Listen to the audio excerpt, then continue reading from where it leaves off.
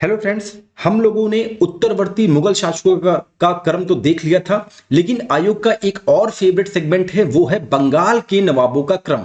तो अभी हम लोग कंप्लीट करेंगे, रिवीजन करेंगे इंग्लिश ईस्ट इंडिया कंपनी और बंगाल के नवाब, जिसमें सबसे पहले नाम आता है मुर्शीद कुली खां का। इनका जो टाइम पीरियड होता है वो 1700 से लेकर 1727 तक के बीच में रहता है। औरंगजेब ने इन्हें बंगाल का सूबेदार नियुक्त किया था, ये आप ध्यान रखेंगे। मुर्शीद कुली खां अपनी राजधानी ढाका के स्थान पर मकसूदाबाद, या जिसे मुर्शिदाबाद के नाम से हम लोग जानते हैं, उसको जो है राजधानी बनाता है। ये कई बार एग्जाम में आया हुआ है, इसको आप ध्यान रखेंगे।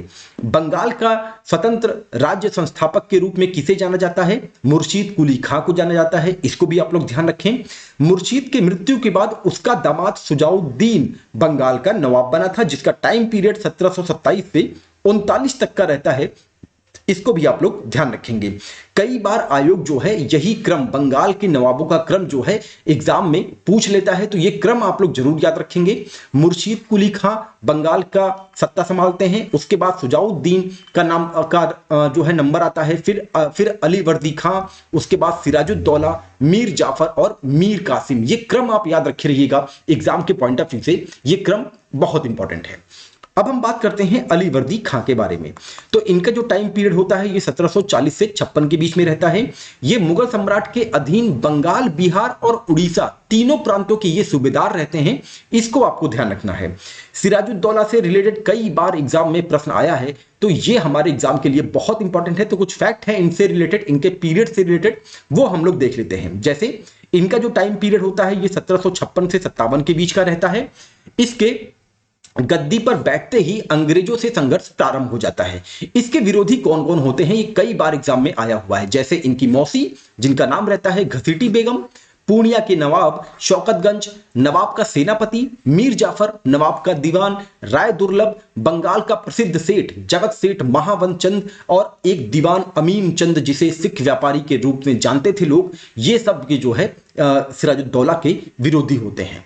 और कौन कौन से इंपॉर्टेंट फैक्ट हैं इन्हीं के टाइम पीरियड के बीच, वो ये होता है कि अंग्रेज क्या करते हैं कि कोठी की किलेबंदी शुरू कर देते हैं, और इसी के विरुद्ध जो है सिराजुद्दौला एक अभियान चलाता है और फैक्ट्री जीत लेता है तथा कलकत्ता के किले को घेर लेता है।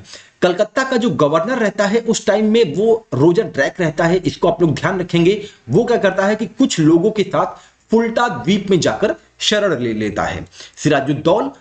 सिराजुद्दौला कलकत्ता का नाम जो है अलीनगर रखकर अपने प्रतिनिधि माणिक चंद्र के हाथों सौंपकर मुर्शिदाबाद वापस चला जाता है। कई बार एग्जाम में आया है, ये नाम आप लोग ध्यान रखे रहेंगे। उसके बाद इन्हीं के टाइम पीरियड में एक घटना होती है जो कई बार एग्जाम में देखी गई है, जिसको हम लोग काल कोठरी की घटना के नाम से जानते हैं। ये बहुत ही दर्दनाक घटना होती है हमारे भारतीय इतिहास में। इसका जो टाइम पीरियड है वो है 20 जून 1756। ये आप ईयर याद रखे रहिएगा, 1756 को काल कोठरी की घटना घटित हुई थी। उसके बाद आता है अलीनगर की संधि। ये भी हमारे एग्जाम के लिए बहुत इंपॉर्टेंट है और कई बार इससे प्रश्न भी देखे गए हैं।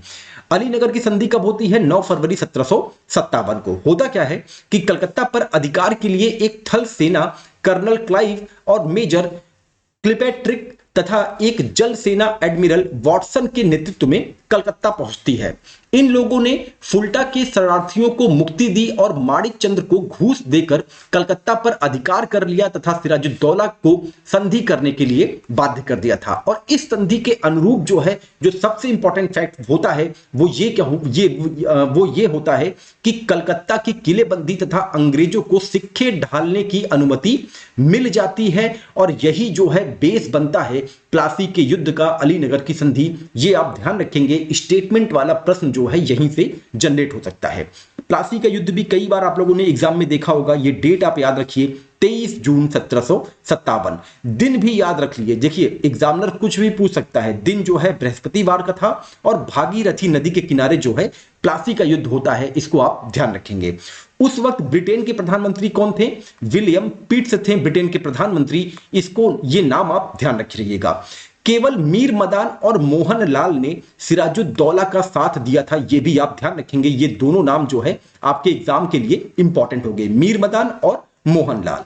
इस समय मुगल बादशाह कौन था? आलमगीर द्वितीय था, यह भी आप ध्यान रखें। सिराजुद्दौला की प्लासी के युद्ध में हार हो जाती है और अंग्रेजों ने मीर जाफर को बंगाल का नवाब बना दिया जाता है अंग्रेजों के द्वारा। अंग्रेजी सेना का नेतृत्व कौन कर रहा था? क्लाइव कर रहे थे, ये नाम आप ध्यान रखेंगे। नवाब की सेना का नेतृत्व तीन राजद्रोही मीर जाफर, यार लतीफ खां और राय दुर्लभ ने किया था। ये नाम कई बार एग्जाम में आया है, इसको भी आप लोग ध्यान रखेंगे। अब हम बात करते हैं मीर जाफर की। मीर जाफर से भी रिलेटेड कई बार एग्जाम में प्रश्न आया हुआ है, तो इनसे रिलेटेड कुछ फैक्ट हैं, उसको हम लोग देख लेते हैं। जैसे इनका जो टाइम पीरियड होता है ये 1757 से 60 तक का रहता है।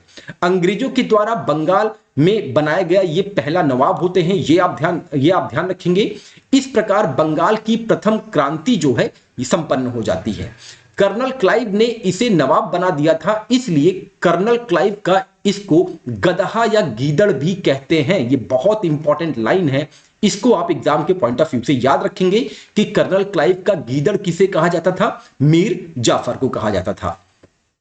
इसने क्लाइव को 2,34,000 पाउंड की धनराशि इनाम में तथा सैनिकों व अधिकारियों को 50 लाख रुपए प्रदान किए थे। किसने? मीर जाफर ने। मीर जाफर भी अंग्रेजों से परेशान होकर चिंसुरा स्थित डचों की फैक्ट्री में प्रतिनिधियों से मिलकर अंग्रेजों के खिलाफ एक षड्यंत्र रचना प्रारंभ कर दिया और इसी का परिणाम था वेदरा का युद्ध, जो होता है 1759 में अंग्रेजों और डचों के बीच में। अब जो आता है बंगाल के नवाब का क्रम, उसमें नाम आता है मीर कासिम का। इनसे भी लगातार प्रश्न देखे गए हैं। 1760 से 63 के बीच में इनका टाइम पीरियड होता है। मीर जाफर को हटाने के बाद मीर कासिम को बंगाल का नवाब बनाया जाता है और इस प्रकार बंगाल की दूसरी क्रांति 1760 में संपन्न होती है। पहली क्रांति और दूसरी क्रांति, इसको भी आप याद रखे रहिएगा। पहली क्रांति मीर जाफर के टाइम पीरियड में रहती है और दूसरी क्रांति मीर कासिम के टाइम पीरियड में रहती है। यह प्रश्न जो है आया हुआ है एग्जाम में। राजधानी मुर्शिदाबाद से मुंगेर स्थानांतरित कौन करता है? मीर कासिम करता है। मीर कासिम सेना का संगठन यूरोपियन तर्ज पर करने के लिए एक अर्मेनियन गुर्गिन खान का सहयोग लेता है। तो ये गुर्गिन खान का नाम आप ध्यान रखेंगे। मुंगेर में इसने गन बनाने की एक फैक्ट्री शुरू कर दी थी। इसके समय दस्तक का दुरुपयोग अपने चरम पे पहुंच गया था।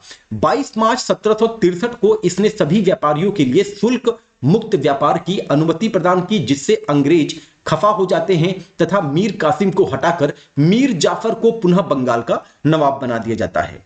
कासिम अवध पहुंच जाता है और सुजाउद्दौला व मुगल सम्राट शाह आलम द्वितीय के साथ मिलकर एक त्रिगुट बना लेता है और बक्सर के मैदान पर अंग्रेजों को ललकार देता है और इसका परिणाम क्या होता है? बक्सर का युद्ध होता है। और ये हमारे एग्जाम के लिए बहुत इंपॉर्टेंट सेगमेंट रहा है। कई बार प्लासी के युद्ध से, बक्सर से युद्ध से आप लोगों ने प्रश्न देखा होगा। तो बक्सर का युद्ध कब होता है? 22 अक्टूबर 1764 को होता है, ये आप ध्यान रखेंगे। अंग्रेजी नेतृत्वकर्ता कौन था? हेक्टर मुनरो था। और त्रिगुट में कौन कौन शामिल था? मीर कासिम, सुजाउद्दौला और शाह आलम द्वितीय। इस समय बंगाल का जो गवर्नर था उसका नाम था वेंसटार्ट। ये नाम आप ध्यान रखिएगा, ये एग्जाम के पॉइंट ऑफ व्यू से बहुत इंपॉर्टेंट हो सकता है। बक्सर का युद्ध ही इलाहाबाद की प्रथम संधि का परिणाम होता है, जो कि 12 अगस्त 1765 को हुआ था। अब इस संधि से कुछ फैक्ट हैं, उसको हम लोग देख लेते हैं।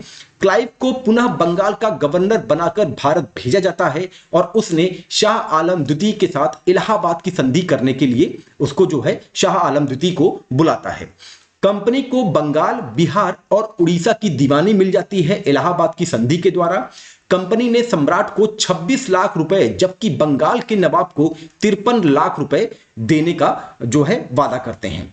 इलाहाबाद व कड़ा जिला जो है सुजाउद्दौला से लेकर शाह आलम द्वितीय को दे दिया जाता है। शाह आलम द्वितीय को अंग्रेजों ने अपने संरक्षण में रखा तथा पेंशनर बनाकर दिल्ली की गद्दी पर पुनः बैठा दिया। तो ये कुछ फैक्ट थे इलाहाबाद की प्रथम संधि से, इसको आप लोग ध्यान रखेंगे। इलाहाबाद की जो दूसरी संधि होती है वो कब होती है? ये होती है 16 अगस्त 1765 को। इस संधि के द्वारा सुजाउद्दौला ने अंग्रेजों को 50 लाख रुपए देना स्वीकार कर लिया और इलाहाबाद व कड़ा शाह आलम द्वितीय को दे दिया। ये आप ध्यान रखेंगे कि इलाहाबाद की दूसरी संधि से ही इलाहाबाद व कड़ा को जो है शाह आलम द्वितीय को मिल जाता है। इस संधि के साथ बंगाल, बिहार व उड़ीसा के क्षेत्र में द्वैध शासन की शुरुआत हो जाती है, जिसमें कंपनी की दीवान थी, नवाब निजामती के कार्य देखे जाते हैं। द्वैध शासन शब्द का सर्वप्रथम प्रयोग जो है लियो कार्टिस ने किया था, यह भी आप ध्यान रखेंगे। द्वैध शासन 1765 से 1772 तक चलता रहा है और फिर वॉरेन हेस्टिंग्स ने इसे 1772 में ही समाप्त कर दिया। इसको आप लोग ध्यान रखेंगे। तो ये कुछ फैक्ट थे बंगाल के नवाबों से और कुछ संधियां थी जो कि हमारे एग्जाम में लगातार देखे जाते हैं। अगर ये सेशन जो है आपको एग्जाम के पॉइंट ऑफ व्यू से इंपॉर्टेंट लगा हो तो आप हमारे चैनल को अपने दोस्तों के बीच में शेयर करना बिल्कुल मत भूलिएगा। साथ ही बता दें कि मॉडर्न हिस्ट्री से और यूपी स्पेशल से हम लोग की लिस्ट जो है तैयार है, प्लेलिस्ट तैयार है, आप लोग जाके उसको जरूर देखें।